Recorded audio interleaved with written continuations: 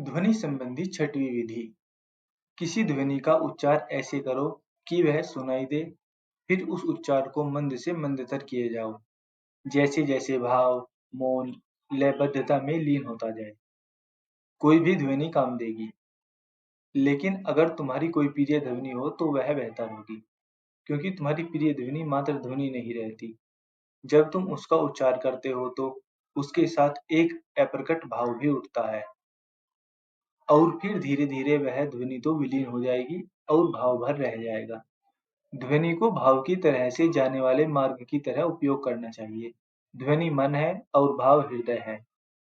मन को हृदय से मिलाने के लिए मार्ग चाहिए। हृदय में सीधा प्रवेश कठिन है। हम हृदय को इतना भुला दिए हैं, हम हृदय के बिना इतने जन्मों से रहते आए हैं कि हमें पता ही नहीं रहा कि कहाँ से उसमें प्रवेश करें। द्वार बंद मालूम पड़ता है। हम हृदय की बात बहुत करते हैं, लेकिन वह बातचीत भी मन की ही है।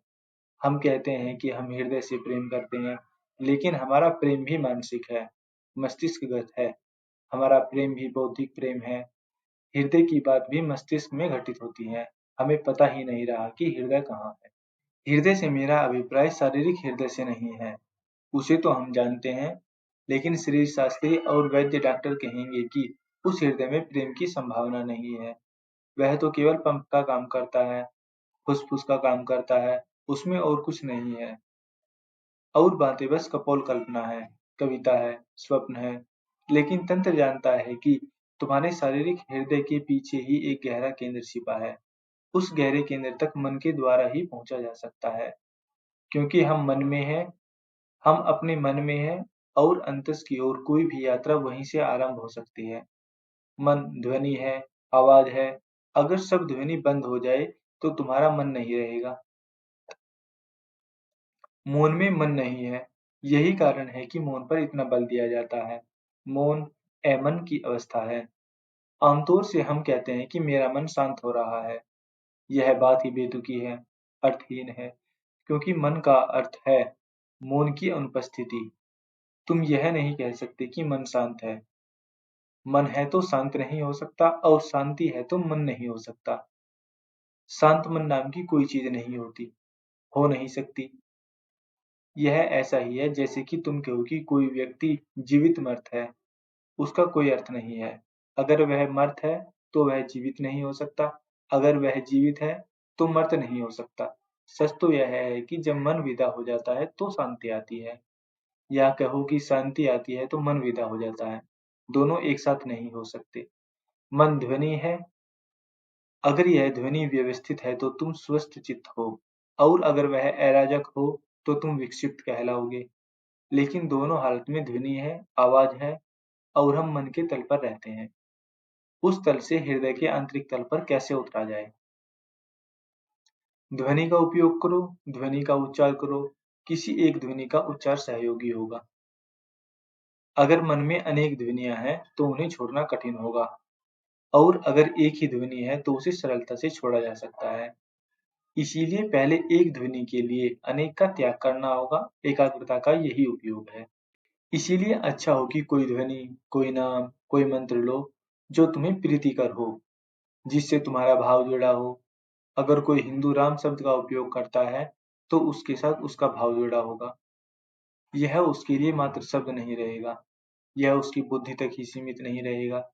इसकी तरंगे उसके हृदय तक चली जाएंगी। उसको भला इसका पता न हो, लेकिन यह ध्वनि उसके रक्त में समाई है, उसकी मांस मज्जा में समाहित है। उसके पीछे लंबी परंपरा है, गहरे संस्कार हैं, उसके पीछे जन्मों जन्मों के संस्कार हैं। जिस ध्वनि के साथ तुम्हारा लंबा लगाव बन जाता है, वह तुम में गहरी जड़ें जमा लेता है। इसका उपयोग करो, उसका उपयोग किया जा सकता है। यही कारण है कि दुनिया में दो सबसे पुराने धर्म, हिंदू और यहूदी, धर्म परिवर्तन में कभी विश्वास नहीं करते। वे सबसे प्राचीन धर्म है, आदि धर्म है, और सारे धर्म उनकी ही शाखा प्रशाखा है। ईसाईयत और इस्लाम यहूदी परंपरा की शाखाएं हैं, और बौद्ध, जैन और सिख धर्म हिंदू धर्म की शाखाएं हैं, और ये दोनों आदि धर्म धर्म परिवर्तन को नहीं मानती। अगर तुम्हें किसी ध्वनि से प्रेम नहीं है तो अपना नाम ही उपयोग करो, लेकिन यह भी बहुत कठिन है। कारण यह है कि तुम अपने प्रति इतनी निंदा से भरे हो कि तुम्हें अपने प्रति कोई भाव नहीं है, कोई आदर नहीं है। दूसरा भले तुम्हारा आदर करता हो, लेकिन तुम खुद अपना आदर नहीं करते हो।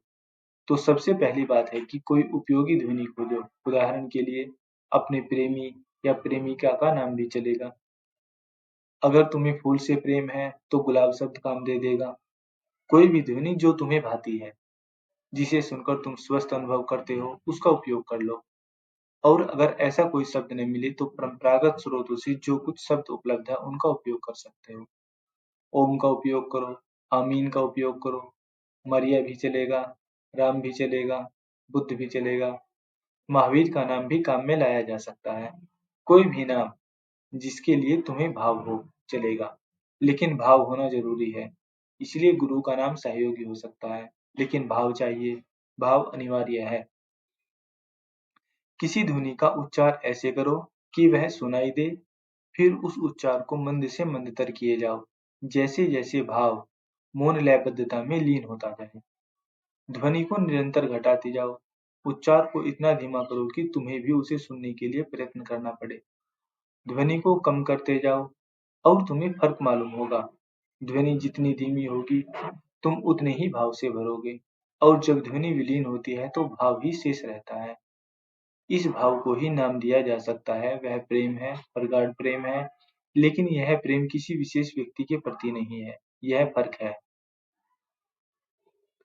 जब तुम कोई ध्वनि या शब्द का उपयोग करते हो, तो उसके साथ प्रेम जुड़ा रहता है।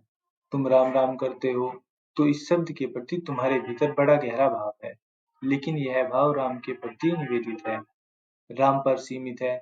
लेकिन जब तुम राम ध्वनि को मंद से मंदतर किए जाते हो, तो एक क्षण आएगा जब राम विदा हो जाएगा, ध्वनि विदा हो जाएगी, सिर्फ भाव शेष रहेगा। यह प्रेम का भाव है जो राम के प्रति नहीं है, यह किसी के भी प्रति नहीं है, केवल प्रेम का भाव है। मानो तुम प्रेम के सागर हो। प्रेम जब किसी के प्रति निवेदित नहीं होता, तो वह हृदय का प्रेम होता है, और जब वह निवेदित प्रेम होता है, तो वह मस्तिष्क का होता है। जो प्रेम किसी के प्रति है, वह मस्तिष्क से घटित होता है, और केवल प्रेम मात्र, प्रेम हृदय को होता है। और यह केवल प्रेम, अनिवेदित प्रेम ही प्रार्थना बन सकता है। अगर वह किसी के प्रति निवेदित है, तो वह प्रार्थना नहीं बन सकता। तब तुम अभी राह पर ही हो। इसीलिए मैं कहता हूँ कि अगर तुम ईसाई हो, तो तुम हिंदू की भांति नहीं आरंभ कर सकते, तुम्हें ईसाई की भांति आरंभ करना चाहिए। अगर तुम मुसलमान हो, तो तुम ईसाई की तरह शुरू नहीं कर सकते, तुम्हें मुसलमान की तरह ही शुरू करना चाहिए। लेकिन तुम जितने गहरे जाओगे, उतने ही कम मुसलमान या कम ईसाई या कम हिंदू रहोगे।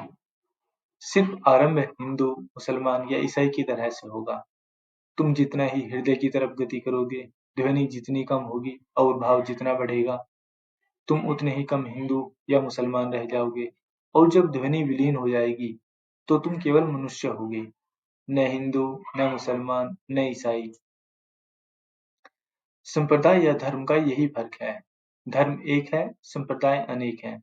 संप्रदाय शुरू करने में सहयोगी हैं, लेकिन अगर तुम सोचते हो कि संप्रदाय अंत है, मंजिल है, तो तुम कहीं के नहीं रहोगे।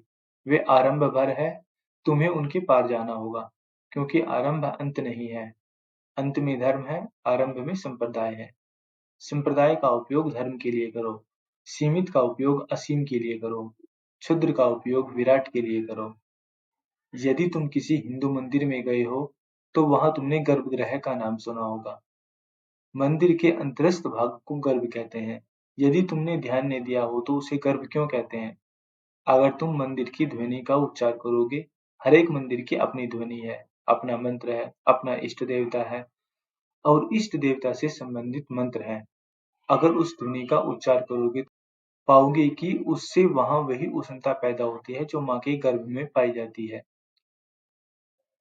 यही कारण है कि मंदिर को गर्भ जैसा गोल और बंद, करीब करीब बंद बनाया जा सकता है। उसमें एक ही छोटा सा द्वार रहता है। जब ईसाई पहली बार भारत आए और उन्होंने हिंदू मंदिरों को देखा, तो उन्हें लगा कि ये मंदिर तो बहुत अस्वस्थकर हैं। उनमें खिड़की नहीं है, सिर्फ छोटा सा दरवाजा है। लेकिन माँ के गर्भ में भी तो एक ही द्वार होता है, और उसमें भी हवा के आने जाने की व्यवस्था नहीं रहती। यही वजह है कि मंदिर को ठीक माँ के पेट के जैसा बनाया जाता है। उसमें एक ही दरवाजा रखा जाता है। अगर तुम उसकी ध्वनि का उच्चार करते हो तो गर्भ सजीव हो उठता है और उसे इसीलिए भी गर्भ कहा जाता है, क्योंकि वहाँ तुम नया जन्म ग्रहण कर सकते हो, तुम नया मनुष्य बन सकते हो। यही कारण है कि मंदिरों में अन्य धर्मों के लोगों को प्रवेश नहीं मिलता। अगर कोई मुसलमान नहीं है, तो उसे मक्का में प्रवेश नहीं मिल सकता। और यह ठीक है, इसमें कोई भूल नहीं है। इसका कारण यह है कि मक्का एक विशेष विज्ञान का स्थान है। जो व्यक्ति मुसलमान नहीं है, वह वहाँ ऐसी तरंग लेकर जाएगा जो पूरे वातावरण के लिए उपद्रव हो सकती है। अगर किसी मुसलमान को हिंदू मंदिर में प्रवेश नहीं मिलता है, तो यह अपमानजनक नहीं है। जो सुधारक है, वह मंदिरों के विषय में कुछ नहीं जानते। धर्म एक गुह्य विज्ञान है, वे केवल उपद्रव पैदा करते हैं।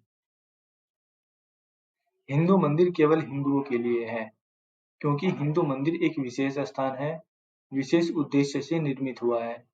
सदियों सदियों से वे इस प्रयत्न में लगे हैं कि कैसे मंदिर को जीवंत बनाया जाए और कोई भी व्यक्ति उसमें उपद्रव पैदा कर सकता है और यह उपद्रव खतरनाक है, सिद्ध हो सकता है।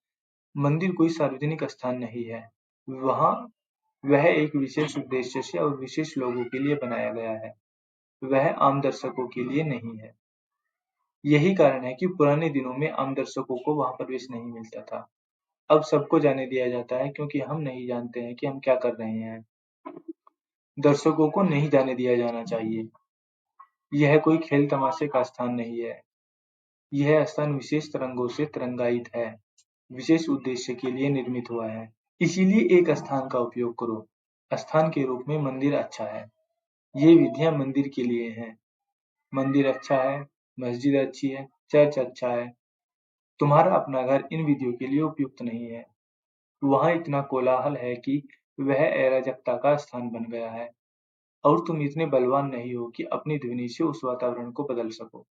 तो अच्छा है कि किसी ऐसी जगह चले जाओ जो किसी विशेष ध्वनि के लिए बना हो। ऐसे स्थान का उपयोग करो और अच्छा है कि रोज-रोज एक ही स्थान को काम में लाओ। धीरे-धीरे तुम शक्तिशाली हो जाओगे और धीरे-धीरे मन से हृदय में उतर जाओगे। तब तुम कहीं भी यह प्रयोग कर सकते हो। तब सारा ब्रह्मांड तुम्हारा मंदिर बन जाएगा। तब समस्या नहीं रहेगी। लेकिन आरंभ में स्थान का चुनाव जरूरी है और अगर निश्चित समय का चुनाव कर सको तो यह और अच्छा है, क्योंकि तब वह मंदिर उसी निश्चित समय पर तुम्हारी प्रतीक्षा करेगा। रोज ठीक उसी समय पर मंदिर तुम्हारा इंतजार करेगा। उस वक्त वह ज्यादा खुला होगा। उसे प्रसन्नता होगी कि तुम आ गए। वह सारा स्थान प्रसन्न होगा। और मैं ये बात प्रतीक के अर्थ में नहीं कह रहा हूँ। यह एक सच्चाई है। यह ऐसा है कि जैसे तुम किसी निश्चित समय पर भोजन लेते हो और ठीक उसी समय पर तुम्हारा शरीर भूख अनुभव करने लगता है। शरीर की अपनी अलग आंतरिक घड़ी है। शरीर अपने ठीक समय पर भूख प्यास अनुभव करता है। अगर तुम प्रतिदिन एक विशेष समय पर सोते हो, तो तुम्हारा शरीर उस समय पर सोने के लिए तैयार हो जाता है। अगर तुम रोज-रोज अपने खाने और सोने के समय बदलते रहते हो, तो तुम अपने शरीर को उपद्रव में डाल रहे हो। अब तो वे कहते हैं कि ऐसे परिवर्तन से तुम्हारी आयु प्रभावित हो सकती है। अगर तुम रोज-रोज अपने शरीर की चर्या को, रूटीन को बदलते हो, तो संभव है कि तुम्हारी उम्र कम हो जाए। यदि तुम 80 साल जीने वाले थे, तो इस सतत परिवर्तन के कारण तुम 70 साल ही जियोगे। तुम 10 साल गँवा दोगे। अगर तुम शरीर की घड़ी के अनुसार अपनी चर्या चलाते हो, तो तुम आसानी से 80 साल के बजाय 90 साल तक जीवित रह सकते हो। 10 वर्ष जोड़े जा सकते हैं। ठीक इसी तरह तुम्हारे चारों ओर हर चीज की अपनी घड़ी है और सारा संसार जागतिक नियम से गति करता है। अगर तुम प्रतिदिन निश्चित समय पर मंदिर में प्रवेश करते हो, तो मंदिर तुम्हारे लिए तैयार होता है और तुम मंदिर के लिए तैयार होते हो। ये दो तैयारियां आपस में मिलती हैं और उसका फल हजार गुना हो जाता है। या तुम अपने घर में एक छोटा सा कोना इसके लिए सुरक्षित कर ले सकते हो, लेकिन तब उस स्थान को किसी और काम के लिए उपयोग मत करो, क्योंकि हर काम की अपनी तरंगे हैं। अगर तुम उस स्थान को व्यवसाय के काम में लाते हो, वहाँ ताश खेलते हो, तो वह स्थान कन्फ्यूज्ड हो जाएगा। अब तो इन कन्फ्यूज्ड को रिकॉर्ड करने के यंत्र हैं। जाना जा सकता है कि स्थान कन्फ्यूज्ड है।